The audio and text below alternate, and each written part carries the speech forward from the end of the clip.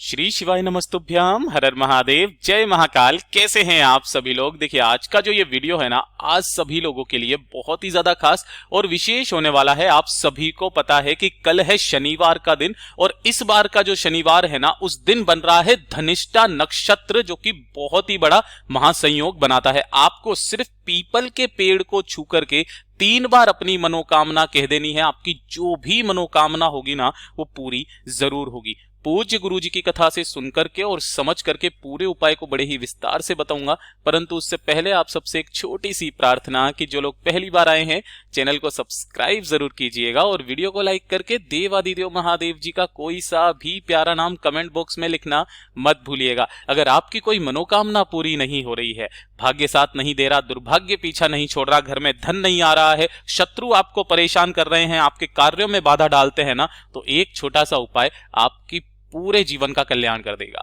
सबसे पहले बात करते हैं पहले वाले उपाय की। पहले ही बात कर देते हैं, इस पूरे वीडियो के अंदर हम लोग 3 महा उपायों के बारे में बात करेंगे, जो कि अलग अलग कामना पूर्ति के लिए होंगे। सबसे पहले पहला वाला उपाय देखिए। पहला उपाय किन लोगों को करना है, ये चीज ध्यान से सुनिएगा, समझने की कोशिश करना। अगर आपकी कोई इच्छा है ना, जो काफी समय से पूरी नहीं हो रही है, मनोकामना आपकी पूरी नहीं हो रही है, हृदय की बात आप बाबा से कह करके थक चुके हो लेकिन पूरी नहीं हो रही है, तो ये शनिवार के दिन पड़ने वाले धनिष्ठा नक्षत्र के अंदर आपको ये वाला उपाय करना है। आपको क्या क्या चीजें चाहिए, ध्यान से सुनिएगा। सबसे पहले आपको लेना है गुड़। कितना लेना है? गुड़ का मात्र 1 टुकड़ा आपको चाहिए, इससे ज्यादा गुड़ आपको नहीं चाहिए, सिर्फ 1 टुकड़ा। इसी के साथ में आपको लेने होंगे काले तिल। जो काले तिल लेने के लिए गुरुजी ने प्रमाण बताया है, आपको 1 चुटकी काले तिल लेने हैं, चाहे उसमें कितने भी दाने आ जाए, 10, 20, 15, 40, 50, कितने भी, ठीक है। और इसी के साथ में आपको लेना होगा थोड़ा सा कच्चा दूध, ठीक है। कच्चा दूध जो लोगे, ये किसका लोगे? गौ माता का आपको कच्चा दूध लेना है ना। ध्यान रखना, अगर आपके पास में ज्यादा भी नहीं है ना, तो 2 से 4 चम्मच ही ले लेना, कोई दिक्कत नहीं है। आपको क्या करना है, इस वाले उपाय में गलती से भी तांबे का लोटा काम में नहीं लेना है। इसके अलावा जो लोटा मिल जाए, चाहे स्टील का, चाहे कांसे का, चाहे पीतल का, वो आप ले लेना। इसी लोटे के अंदर आपने जितना दूध लिया है वो डाल लेना, 1 गुड़ का टुकड़ा और काले तिल इसी के अंदर आपको डाल लेना है और पूरा का पूरा लोटा अपने घर के शुद्ध जल से भर लेना है। तो पहला काम तो शनिवार के दिन आप ये करेंगे।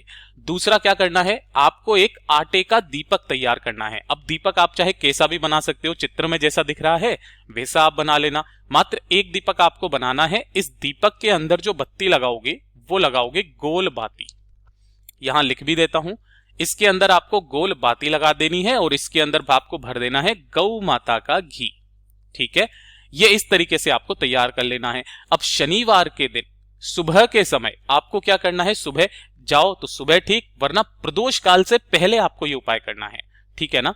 आपको कहां पर जाना है, किसी भी पीपल के पेड़ के पास जाना है। शनिवार के दिन पीपल के पेड़ के नीचे महादेव जी के साथ शनि का भी वास होता है। पूज्य गुरुजी ने कहा था कि लोगों को शनि लगता है और शनि को शिव लगता है। बहुत अद्भुत उपाय है। जैसे ही आप यहां पर पहुंचेंगे, सबसे पहले आपको 1 दीपक जो लेकर के आए हो आटे का, उसे आपको यहां पर प्रज्वलित करना है और इसके नीचे कोई ना कोई आसन लगा देना है। आसन लगा देने के पश्चात दोनों हाथों में आपको उस कलश को पकड़ना है। अपना नाम और गोत्र बोल करके उस जल को आपको यहां पर समर्पित करना है। इसकी पेड़ की जड़ों में किनके नाम से? पिपलेश्वर महादेव के नाम से, पिपलेश्वर महादेव जी के नाम से समर्पित करना। जैसे ही यह जल पूरा समर्पित हो जाएगा ना, आपको इस वृक्ष की 7 परिक्रमा करनी है, ठीक है। कितनी परिक्रमा? 7 परिक्रमा करनी है। जब परिक्रमा आपकी पूरी कंप्लीट हो जाए, उसके पश्चात अपने दोनों हाथों को अपने हृदय से लगाकर अपनी कामना कहनी है और उन्हीं दोनों हाथों को आपको पीपल के वृक्ष से छुआकर अपनी जो कामना है यहां पर सीधा सीधा डायरेक्ट महादेव जी से कह देनी है। पूज्य गुरुजी ने कहा है, मात्र 1 बार 1 शनिवार इस धनिष्ठा नक्षत्र में करके देखिएगा, आपकी जो भी कामना होगी बहुत जल्दी पूरी होगी।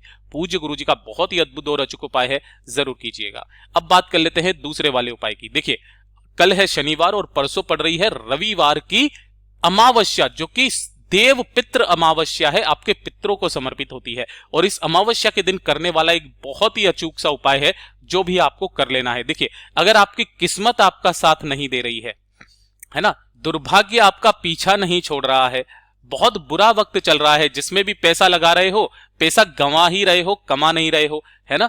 बुरा वक्त चल रहा है, पैसे की हानि हो रही है, कोई साथ नहीं दे रहा है आपका। तो अपने भविष्य को सुधारने के लिए जिस कार्य में हाथ डालो उस कार्य की सफलता के लिए एक छोटा सा उपाय आप सभी लोगों को करना है।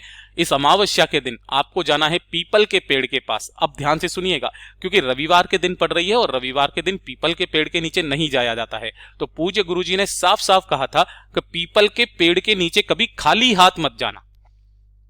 चाहो तो थोड़ा सा आटा, भोग, चीनी, शक्कर, मिठाई कुछ भी ले जाना, लेकिन कुछ ना कुछ जरूर लेकर के जाना, वहां पर अर्पित करना। और अर्पित करने के पश्चात यहां से थोड़ी सी छाल आपको निकाल करके लेकर के आ जानी है। जो छाल निकाल के लेकर के आओगे ना, उसे घर पर लाना, उसे पीसना, छानना और इस तरीके से चंदन बना लेना, पीपल की छाल का चंदन, ठीक है। और उसी दिन आपको क्या करना है, इस चंदन को लेना है, एक दीपक आपको प्रज्वलित करना है, यानी कि एक दीपक तैयार करना है। इस दीपक के अंदर लगेगी लंबी बाती, ये चीज ध्यान रखना, दीपक के अंदर लगेगी लंबी बाती और इसके अंदर भरोगे सरसों का तेल, सरसों का तेल, ठीक है। और 1 लोटा शुद्ध जल अपने घर का। इन तीनों चीजों को लेना है और लेकर के आपको सबसे पहले जाना होगा कहां पर, किसी भी पीपल के पेड़ के पास में। जो लंबी बाती का दीपक है, उस लंबी बाती के दीपक को आपको पीपल के पेड़ के पास लगा देना है। बत्ती का जो मुख रखोगे वो रखोगे पीपल पेड़ की तरफ।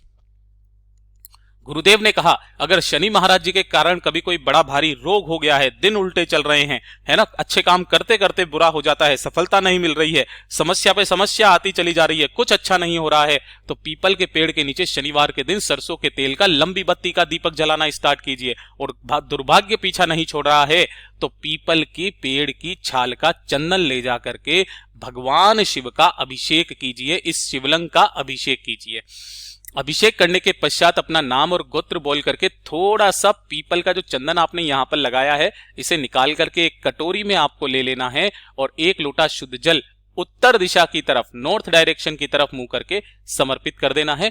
ओम नमः शिवाय, श्री शिवाय नमस्तुभ्यम का स्मरण करते हुए पिपलेश्वर महादेव के नाम से, पिपलेश्वर महादेव के नाम से समर्पित करना। समर्पित कर देने के पश्चात जो आपने ये चंदन निकाला है ना, इस चंदन की एक बिंदी अपने मस्तक पर और दूसरी बिंदी अपने कंठ पर लगाना स्टार्ट कर दीजिए। उसी वक्त से आपका हाथ बाबा पकड़ लेगा, आपके जीवन का कल्याण कर देगा।